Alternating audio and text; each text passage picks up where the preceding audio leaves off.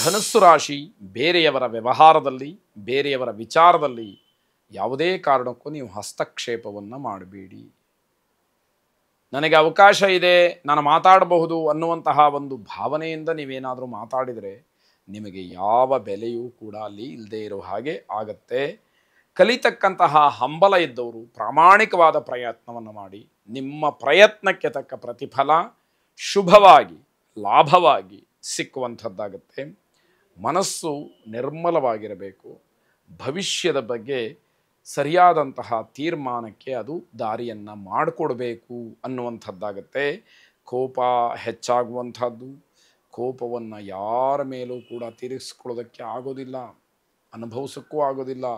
ಅದರನ್ನು ನೀವು ತಡೆ ಹಿಡಿಲಿಲ್ಲ, ನಿಮ್ಮ ಹತೋಟಿಯಲ್ಲಿ ಇಟ್ಕೊಳ್ಳಿಲ್ಲ ಅಂತಾದರೆ ದೊಡ್ಡದಾದಂತಹ ತೊಂದರೆಗೆ ಕಾರಣವಾಗುತ್ತೆ. ಅಕ್ಕ ತಂಗಿಯರು, ಅಣ್ಣ ತಮ್ಮಂದರು ಆಸ್ತಿಯ ವಿಚಾರಕ್ಕೆ ತಕರಾರನ್ನು ಮಾಡಬಹುದು. ನಿಮಗೆ ಹೊಸತೇನಲ್ಲ ಅಂತ ಅನಿಸಿದರೂ ಕೂಡ ವಿಚಿತ್ರವಾದಂತಹ ಕೆಲವು ಘಟನೆಗಳು ನಡೆದು ಹೋಗೋದಕ್ಕೆ ಸಾಧ್ಯತೆಗಳು ಹೆಚ್ಚಾಗಿ ಕಾಣುತ್ತೆ. ಋಣಮೋಚನ ಅಂಗಾರಕ ಸ್ತೋತ್ರವನ್ನು ಪಠನೆ ಮಾಡಿ ಯಾವುದೇ ರೀತಿಯ ಭೂ ಸಂಬಂಧವಾದ್ದಾಗಲಿ ಹಣದ ವಿಚಾರವಾಗಲಿ ಇರತಕ್ಕಂತಹ ಗೊಂದಲಗಳು ನಿವಾರಣೆಯಾಗಲಿ, ಶುಭವಾದಂತಹ ಫಲಗಳು ನಿಮ್ಮ ಪರವಾಗಿ ಕೆಲಸವನ್ನು ಮಾಡಲಿ, ಶುಭವಾಗಿ. ಮಕರ ರಾಶಿ ಅನಗತ್ಯವಾದಂತಹ ಖರ್ಚಿನಿಂದ ಕೆಲವು ತೊಂದರೆಗಳನ್ನು ಮಾಡ್ಕೊಳ್ತೀರಿ.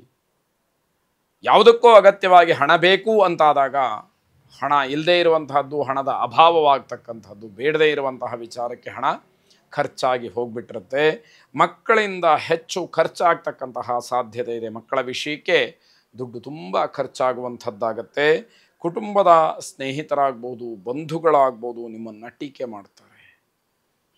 ಸರಿಯಾದಂತಹ ವ್ಯವಹಾರವನ್ನು ನಡೆಸಕ್ಕೆ ಬರೋದಿಲ್ಲ, ಸಂಸಾರವನ್ನು ನಡೆಸಕ್ಕೆ ಬರೋದಿಲ್ಲ, ಏನೋ ದುಂದು ವೆಚ್ಚಗಳು ಅನ್ನುವಂತಹ ಮಾತುಗಳು ನಿಮ್ಮ ಬಗ್ಗೆ ಬರಬಹುದು ಅಂತ ಅರ್ಥ.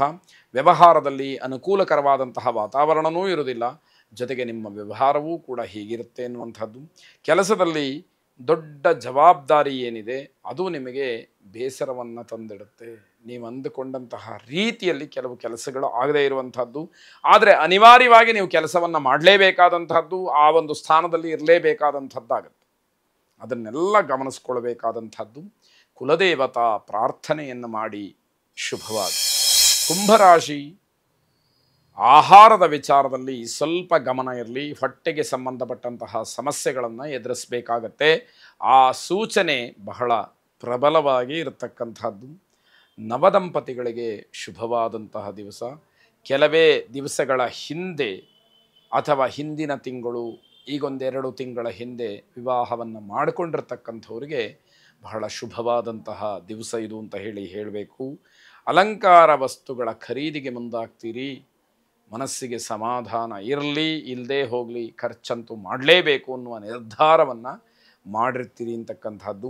ವಿದ್ಯಾರ್ಥಿಗಳಿಗೆ ಮುಖ್ಯವಾಗಿ ಯಾವುದೋ ಒಂದು ತಿರುವು ಶುಭವನ್ನು ಸೂಚಿಸುತ್ತೆ. ಅದೇ ರೀತಿಯಲ್ಲಿ ತಮ್ಮ ವಿದ್ಯಾ ಕ್ಷೇತ್ರದಲ್ಲಿ ಪರಿಶ್ರಮದಿಂದ ಮುಂದಕ್ಕೆ ಹೋಗಬೇಕು ಅನ್ನುವಂಥದ್ದು ಆಶಯ. ಉತ್ತಮವಾದಂತಹ ಆಹಾರ, ಉತ್ತಮವಾದಂತಹ ವಾತಾವರಣ ಮನಸ್ಸಿಗೆ ವಿಶೇಷವಾದಂತಹ ಸಂತೋಷಕ್ಕೆ ಕಾರಣವಾಗುತ್ತೆ. ಅದು ನಿಮಗೆ ಈ ದಿವಸ ಲಭ್ಯವಾಗುವಂತಹ ಒಂದು ಯೋಗ ಇದೆ ಅಂತ ಹೇಳಬೇಕು. ಐಶ್ವರ್ಯ ಲಕ್ಷ್ಮಿಯನ್ನು ಪ್ರಾರ್ಥನೆ ಮಾಡಿ. ನಮಸ್ತೇಸ್ತು ಮಹಾಮಾಯೆ ಶ್ರೀಪೀಠೆ ಸುರಪೂಜಿತೆ ಶಂಖ ಚಕ್ರ ಗದಾಹಸ್ತೆ ಮಹಾಲಕ್ಷ್ಮೀ ನಮೋಸ್ತುತೆ ಎಂಬ ಪ್ರಾರ್ಥನೆ ನಿಮ್ಮದಾಗಿರಲಿ, ಶುಭವಾಗಿ. ಕೊನೆಯದಾಗಿ ಮೀನರಾಶಿ. ಮೀನರಾಶಿಯವರು ನೌಕರಿಯನ್ನು ಮಾಡ್ತಾ ಇರತಕ್ಕಂತಹ ಮಾತೆಯರಿಗೆ ಶುಭವಾದಂತಹ ಫಲ. ನೌಕರಿಯಿಂದ ಯಾವುದಾದ್ರೂ ವಿಶೇಷವಾದಂತಹ ಸವಲತ್ತೋ ಅನುಕೂಲಗಳೋ ಆಗಬೇಕು ಅಂತ ಇದ್ದರೆ ಅದೆಲ್ಲವೂ ಕೂಡ ನಿಮ್ಮ ಪರವಾಗಿ ಕೆಲಸವನ್ನು ಮಾಡುವಂಥದ್ದು ನಿಮಗೆ ಸಿಕ್ಕುವಂಥದ್ದಾಗತ್ತೆ ಅಂತ ಅರ್ಥ. ಉತ್ತಮರ ಸಂಘ, ಒಳ್ಳೆಯ ಆಲೋಚನೆ, ಯಾವುದೇ ನಿರ್ಧಾರವನ್ನು ಮಾಡೋದಕ್ಕೆ ಒಂದು ವೇದಿಕೆ, ಎಲ್ಲವೂ ಕೂಡ ನಿಮಗೆ ಪೂರ್ವ ಸುಕೃತ ಅನ್ನುವ ರೀತಿಯಲ್ಲಿ ಲಭ್ಯವಾಗುವಂಥದ್ದಾಗತ್ತೆ. ಮನೆಯ ಹಿರಿಯರ ಆಶೀರ್ವಾದವನ್ನು ಪಡ್ಕೊಳ್ಳಿ. ದೊಡ್ಡವರ ಪ್ರೀತಿ ವಿಶ್ವಾಸಕ್ಕೆ ನೀವು ಭಾಜನರಾಗಿ ಅವರ ಮನಸ್ಸನ್ನು ಗೆಲ್ತಕ್ಕಂತಹ ಪ್ರಯತ್ನಗಳು ನಿಮ್ಮಿಂದ ಆಗಲಿ ಅನ್ನುವಂಥದ್ದು. ಆರ್ಥಿಕವಾದಂತಹ ಸಮಸ್ಯೆ ಏನೇ ಇದ್ದರೂ ಕೂಡ ಅದನ್ನು ಪರಿಪೂರ್ಣವಾಗಿ ಎದುರಿಸ್ತಕ್ಕಂತಹ ಸಾಮರ್ಥ್ಯ, ವಿಶೇಷವಾದಂತಹ ಶಕ್ತಿ ನಿಮಗೆ ಇರುತ್ತೆ, ಬರುತ್ತೆ ಅಂತಕ್ಕಂತಹದ್ದು. ಎಲ್ಲ ಕೆಲಸಗಳ ವಿಚಾರದಲ್ಲಿ ನಿಮ್ಮ ನಿರ್ಧಾರವೇ ಮುಖ್ಯವಾಗಿರುತ್ತೆ. ಯಾವ ರೀತಿ ನಿರ್ಧಾರವನ್ನು ಮಾಡ್ತೀರಿ ಹಾಗೆ ಆ ಕೆಲಸ ನಿಮಗೆ ಫಲ ಪರಿಣಾಮವನ್ನು ಬೀರ್ತಕ್ಕಂತಹದ್ದು.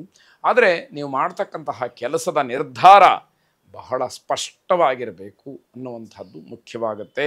ಅಗ್ನಿದೇವತಾ ಶಕ್ತಿಯನ್ನು ಪ್ರಾರ್ಥನೆ ಮಾಡಿ, ಅಗ್ನಿಂ ಪ್ರಜ್ವಲಿತಂ ವಂದೇ ಜಾತವೇದಂ ಹುತಾಶನಂ ಸುವರ್ಣವರ್ಣಮನಲಂ ಸಮಿದ್ಧಂ ವಿಶ್ವತೋ ಮುಖಂ ಎಂಬತಕ್ಕಂತಹ ಅಗ್ನಿ ಪರವಾದಂತಹ ಸ್ತುತಿ ನಿಮ್ಮ ಪ್ರಾರ್ಥನೆಯಾಗಿರಲಿ. ಶುಭವಾಗಲಿ.